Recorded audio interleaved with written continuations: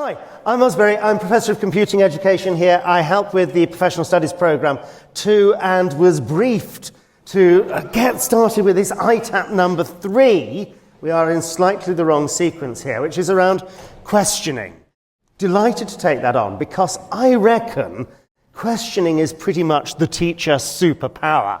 And it could also be, really, the mentor's superpower. We've kind of enshrined that with the reflective question resource thing, that so much of your feedback, your guidance, your coaching of our trainees is going to be done through the medium of you asking them questions. The change comes from within. And, they've got you as an example of how good questioning works. And we hope they will learn from that and do lots of questioning themselves in the classroom. We take as our starting point for this, as we do with all of the teacher training, the core content framework, the state-prescribed curriculum for initial teacher training. And it says, according to my slide there, questioning is an essential tool for teachers. Questions can be used for many purposes. I'm so glad the DFE tell us this, including to check pupils' prior knowledge, to assess understanding, and to break down problems. I like the statements on the CCF where they say it includes these things, but it's definitely not limited to those things. Because, questioning as your superpower as a teacher, and indeed as a mentor, can be used for those things, but for other things too. I think if we look at ITAP number 3, if we look at questioning in the Roehampton teacher training curriculum, we've got these 4 things going on here. We've got questioning as a means to actually teach people things. It's an incredibly powerful and has a long history in that thing. And the stuff which you heard about from my colleague Steve this morning around adaptive teaching, I reckon so much of that you can do through just changing your question, moving it into that higher order thinking skills, or bringing it back and breaking it down and using smaller steps. More of this later. We know assessment really does matter, and questioning can be used in lots of different ways for assessment, and I will talk a little about the use of multiple choice items. And then the thing that really gets me excited about this is questioning when pupils themselves start asking questions, when we ask them really rich, fertile questions that gets them thinking. So that's roughly my plan for the next 38 minutes or so, to go through those one at a time, share with you something of the way we're tackling this here at Roehampton, but rather than just showing you lots of slides and talking to you for even longer, to actually get you to have a go at some of the exercises we're going to ask our trainees to engage with when we get down to ITAP 3 sometime in January. So let's start with the questioning as a means to teach thing that's going on here. And, Rosenshine pretty much gets it right, as with so many of his principles of instruction, asking a large number of questions and checking the responses of all students. You want them all thinking about the questions that you ask. I say you. I mean, you want your trainees, pupils, thinking about all of the questions, all of their pupils thinking about these questions. Questions help students practice new information. Okay, they need to bring it back into working memory and connect new material to their prior learning. They're making those connections. He's good at this. And he gives practical strategies. And so much of what we're doing in the ITAP is about practical, hands-on, those craft skills of teachers. What is it a teacher should do when asking questions to a class? So you get people to talk to their neighbour, get people to summarize the ideas there. I'm not going to go through each of the bullets on the slide there.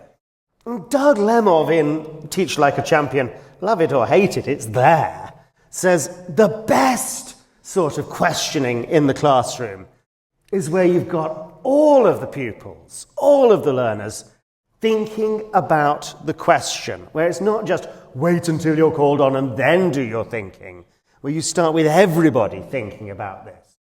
He also says you want everybody participating in this, that it shouldn't just be the same voices over and over again. Everybody should be having a go at answering those questions. Maybe not simultaneously, although sometimes in Lemov's approach, actually simultaneously. And when he does his, the 63 things you need to know in order to be a brilliant teacher, a champion teacher, some of those are very, very specific about the things that make questioning effective. And I think that's something which we can show to our trainees as part of this ITAP. I think that's something that you can get them practicing in a very low-stakes, low-key environment. Are you, when you ask the question to the class, how long do you wait before picking on somebody to answer it? There are exceptions, but giving them all time to think about it. Some of your pupils are much faster thinkers than others. So, the cold call, the knowing their names, rather than, you over there in the blue T-shirt, is not an effective way of getting somebody to respond to a question. So learning names is part and parcel of this. And then, moving from Lemov back to the foundation of our craft, pretty close to. Anybody recognize the gentleman on the slide there? Thank you. Socrates, famously did not get his DBS clearance for all sorts of reasons. But, there's a thing going on with Socrates' approach, at least how Plato reports it, of trying not to just tell people things, wise as he was, but doing so much of his teaching, we can call it teaching, by just asking the right question. And by eliciting that understanding, by challenging the assumptions which an uncritical apprentice philosopher or whatever might have had. And one of the things we want to do in ITAP number 3, and I want you to do this afternoon, is to just have a go at an entirely Socratic approach to teaching. So hopefully the next slide. Task 1. If you have any space on your sugar paper that has not now been decorated by beautiful elephants or any other paper or indeed devices around, you're welcome to do this. But this is actually about talk for teaching and talk for learning. So you can take it in turns. I will give you a little bit longer, but I want at least one of you to choose something which you're interested in, which you care about in your home subject discipline is ideal, but it doesn't have to be school-type stuff. And to teach that to the other people round the table. But do this not quite with your hands tied behind your back, but do this without telling your friends around the table stuff. Do it merely through the medium of asking them questions. Does anybody want to ask me a question about the game? Sorry, task. Okay, I'm going to say 3 minutes. We'll see how things are going in about 3 minutes' time, okay?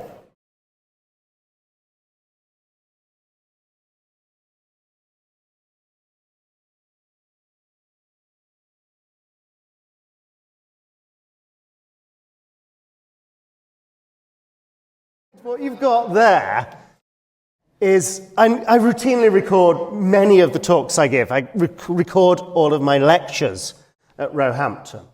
It's really easy then to run the speech-to-text stuff and get a transcript of my lecture. I have one trainee this year who used to be a detective, which is so cool, because anything I say may be taken down, so she's good at that, sort of capturing the feedback. So I've got a machine which will capture what I said during the lecture. And of course, now we've got ChatGPT and all of that stuff, and so I say to it, read this transcript of my lecture and tell me how I used questioning in the lecture that I gave. And, it's generally positive and kind and affirmative in its feedback. And then I take it a stage further, and I say to it, could you tell me how I could use questioning better in my lectures? And it gives me, really, 5 very, very helpful pieces of advice. You can do that for your trainees. You don't need to throw vast amount of compute cycles at giving them advice on how they could use questioning better. But if you're willing to let them try it, I'd love to get them having a go at transcribing at least the introduction to their lesson, and then getting the machine to analyze how they've used questioning, and perhaps suggesting ways in which they could use it better. You might like to try it in the ITAP week. You don't have to. Okay, so at the risk of revisiting territory that Steve covered with you this morning, on then into that which used to be called differentiation, now is adaptive teaching. There's a whole thing about having to use Bloom's. No, really, I am very, very cynical about Bloom et al.'s taxonomy there, because we've used it for all sorts of bad things. This ends up as a way to structure curriculum and to differentiate teaching, and bad things come from Bloom et al.'s work. It was never intended like that. The purpose of their work was a way of categorizing questions, of looking at assessment items and saying, This one draws on lower order thinking skills, or remembering, or understanding is lower order, whatever. This one draws on higher order thinking skills if they're creating or analysing or evaluating. So if it is only used as a way of actually taxonomizing questions, it may not be an entirely bad idea, but we try and tread carefully with this now.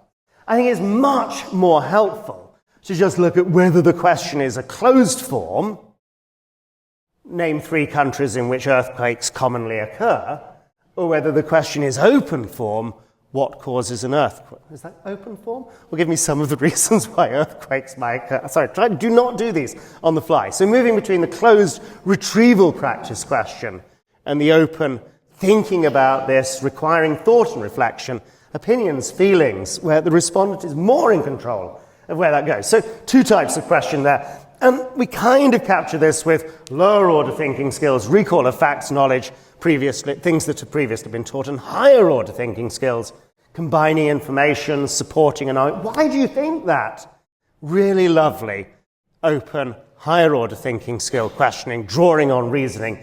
Got to be a good thing. Using that in your conversations with our trainees, probably a good thing. So we move on now to task 2.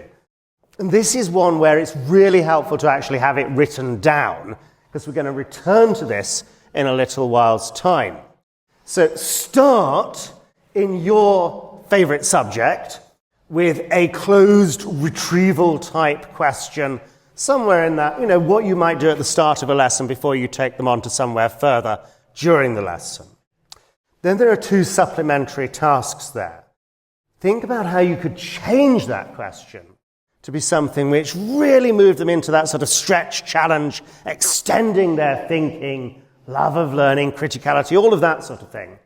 And then think about how you could take that question and provide a little bit more scaffold, a little bit more support for those pupils who sit there in your trainees lesson just not having an idea of anything which that question is trying to get to. Do you have any questions about the task, folks? Okay, try and write something down, because we're going to come back to it in a little while's time. 3 minutes, you'll see how we go. All right, go for it.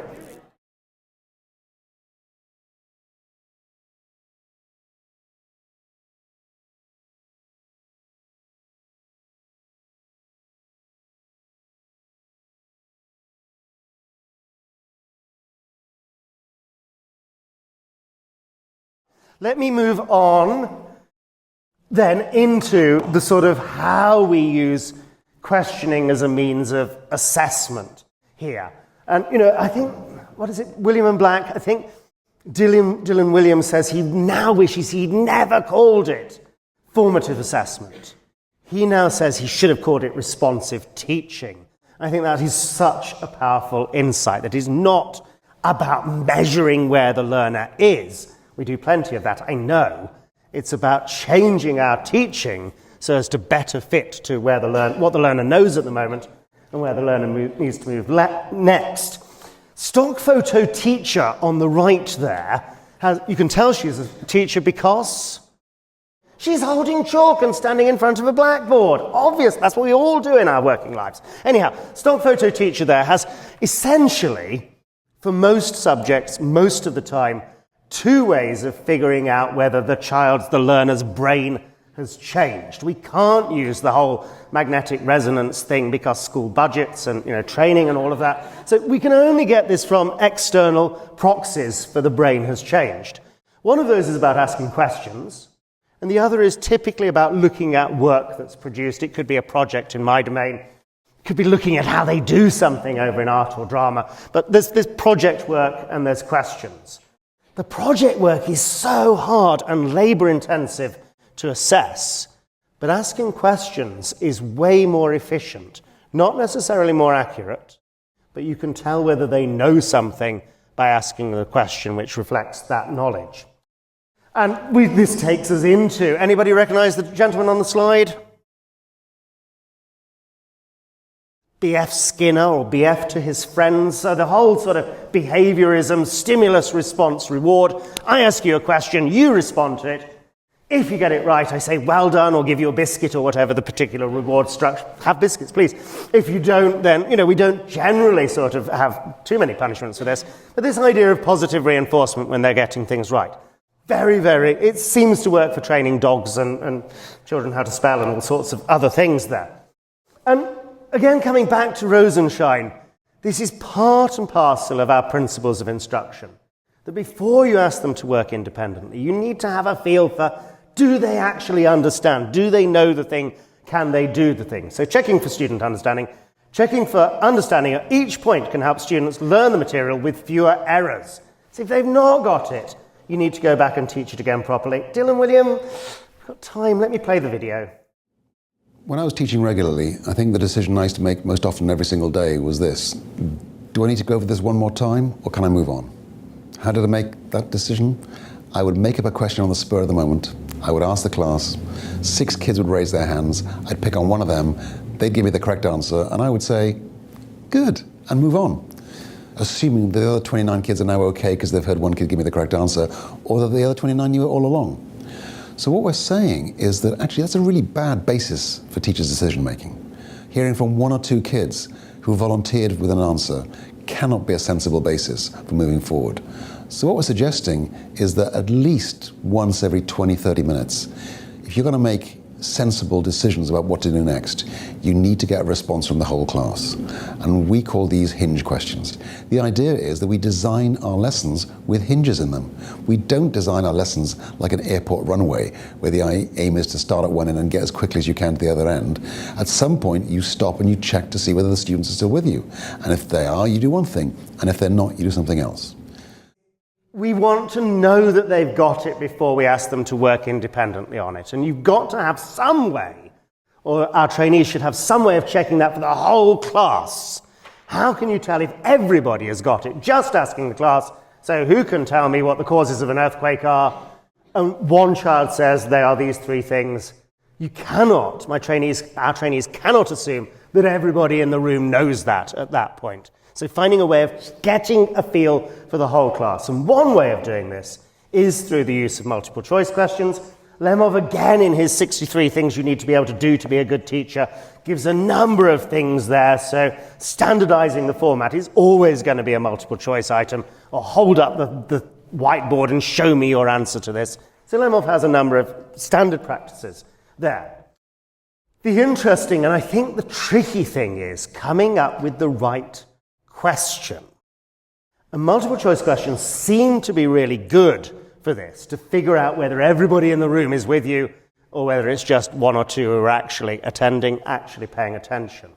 So come back, please, to the question that you wrote down at the start of task 2, your retrieval question, who wrote the Communist Manifesto?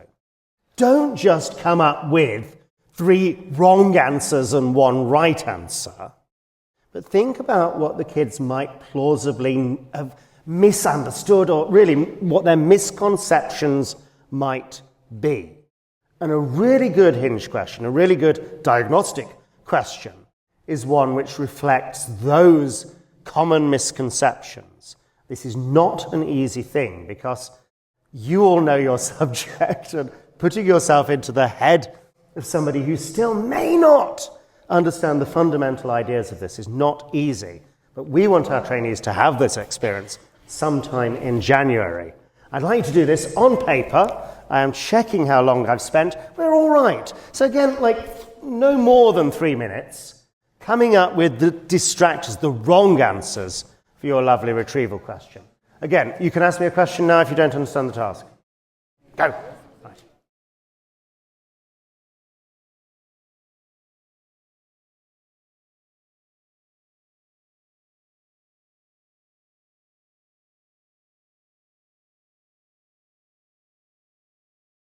I know you can all do this because you have years of experience of checking for your learners' understandings. Our trainees don't yet have that skill. And getting them to think, we ask them on the planning documents to what are the common misconceptions, but getting them to put that into the question really clarifies, really solidifies their thinking there. Finally, how are we doing? Okay, this notion of questioning as a mechanism for their learning. And, we don't talk about the teacher standards very much these days because it's all about delivery of the core content framework. Yay! But the teacher standards are still your summative endpoint judgment of do they deserve their license to teach. We will ask you to say that they've got there, they have achieved these things at the end of the summer term. And one of those things is, can they plan and teach well-structured lessons? The sub-bullet includes, do they promote a love of learning and children's intellectual curiosity? I'm not going to stand up here and on the tape and say, if your trainee cannot do that, they do not get their QTS. But really, that is part of the deal here. If they cannot get children to love learning, if they cannot promote children's curiosity, would you want them teaching your son or daughter? Okay, there's a gentleman over there nodding. Right, okay, I think in agreement to me, but no, that'd be fine. Right, that's fine. Okay, and one sign of this, when I come in, I don't get to see enough of lessons in school, I wish I saw more, is the questions that pupils ask the trainee. If you're observing, note it down on the form, put it into bold font, highlight it in yellow, because these are crucial moments when the kid has such a good relationship with the trainee that they're very, very happy to ask a question, which is not what should I do after question 7, because that's not what I'm talking about here. The one I heard was, and somebody in the room might well have been with me when we heard this one, was the thing about copyright. So it was, teaching children that copyright has this span of 70 years after, I think it's the author's death. And the child asked, why is it 70 years? I think that's just a phenomenally good question. And, a trainee that gets a child so interested in copyright and intellectual property that they want to know why that amount of years, that's fabulous. How can we do this? I think one way is to ask them really good questions. And Harpaz here, 2005, talks about this idea of the fertile question. And it's not merely an open question, although they typically are open questions. These are questions which undermine your assumption about things, which really get to challenge those misconceptions. Questions which are rich, questions which draw the connections into themselves. Compare and contrast is good for this. Question which has an ethical dimension to it. A question which has some sort of practical application where they could go off and find out more about this. Sugata Mitra did this with primary age kids. He says there is no question which teams of 4 primary age children and a computer and the whole of the internet cannot find out the answer to. You can't do the hole-in-the-wall experiment in England because all you'll get are frozen children.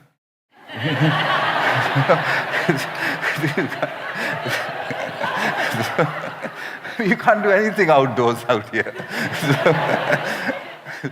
So I designed her, but anyway, she persisted, and I said, okay, we'll do it. We'll turn it inside out. It's really simple to do. You take a classroom, any old classroom, put in 4 or 5 big screens with the internet on it, bring in about 20 children, and ask them a question. And they sort of rush around. You hear the same buzzing sound of the hole in the wall, and then the answer pops up. You can make the questions harder and harder, and they keep answering. We called it a self-organized learning environment, or a SOUL. SOUL spread out of here, out of Gateshead, into every continent on the planet. Here's what it looks like.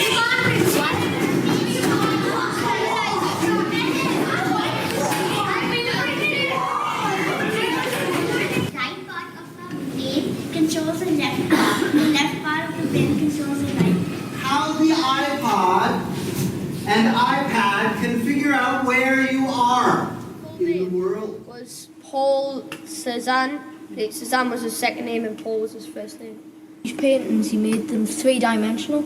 So that was achieved by the front being lighter than the back of the painting. So that showed 3-dimensional. Let's just look at this question one more time. So you get the idea. After several years of making the questions harder and harder and harder, I came to this conclusion. It's very hard for a teacher to write that. Children in self-organized learning environments can learn anything by themselves. Anything. Provided you follow those four principles. Heterogeneous, unsupervised groups, the internet on big, safe public screens. What do I mean by anything? Well, back here in Gateshead, there's a school called St. Aidan's on Derwentwater Road. I took 9-year-olds and I asked them, can anything be in two places at the same time? Two places at the same time? No. So I said, go on, take a look. It took them only about 15 minutes to come back and they said, Sugata, have you heard of quantum entanglement?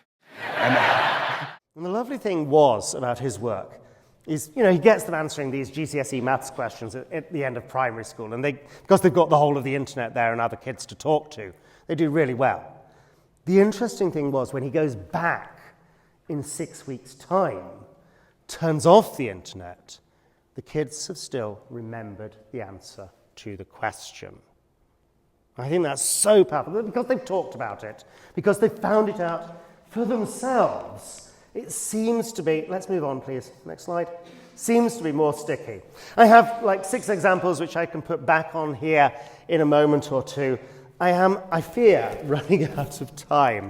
Yeah, I've got 2 minutes. But what I'd really like you to do is think of the one in your subject that does those things, that is rich and requires them to talk to others and requires them to go off and find something out rather than simply listening attentively to our trainees whilst they explain something to them. Talk to one another. You don't need to write anything down. I'm going to have to rush through the last few slides in the deck, I fear.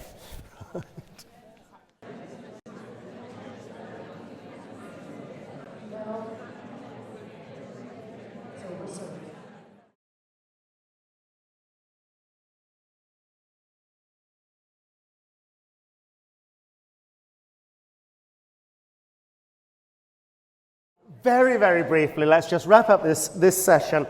So, ITAP number 4. I hope you got a flavour of the sorts of activities we're going to ask our trainees to do.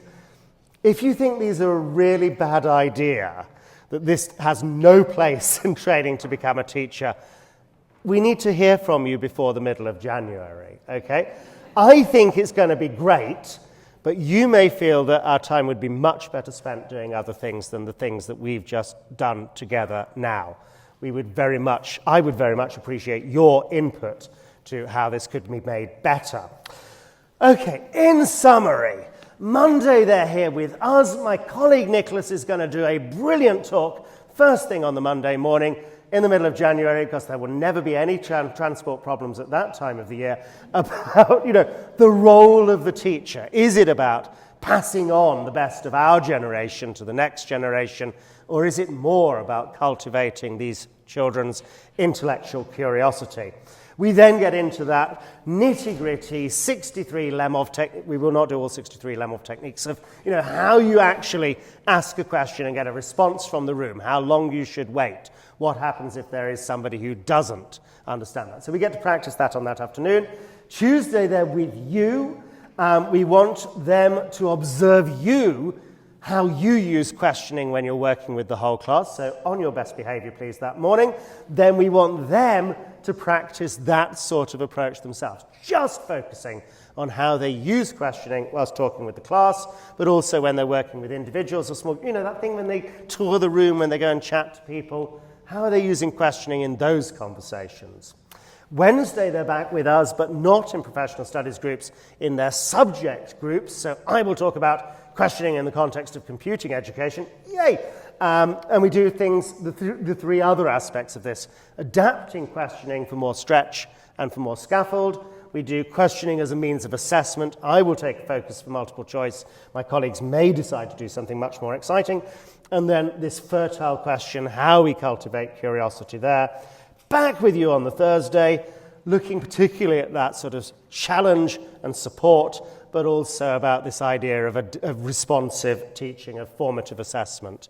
And finally, the big ask is the Friday, because we'd love you to let them do something much more open-ended, inquiry-based on the Friday afternoon.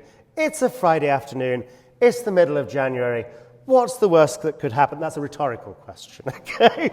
So if your school's policies will allow for something a little bit less, I am the expert in the room, you be quiet, you listen to me, to something where it's much more about, here is a big question, talk to one another, see if you can figure out something about this. I think that would be such an interesting thing, interesting in a good way, to support trainees with. I think that would be an amazing experience. Your school's teaching and learning policies may not allow that approach, but I'm hoping you might get away with it for just one afternoon sometime in January, even if you don't normally. Thank you so much for joining in this late in the day. If you've got any questions, if you want to tell me that's a stupid idea, Miles, my email address is on the slide behind me. Thank you once again. Thank you.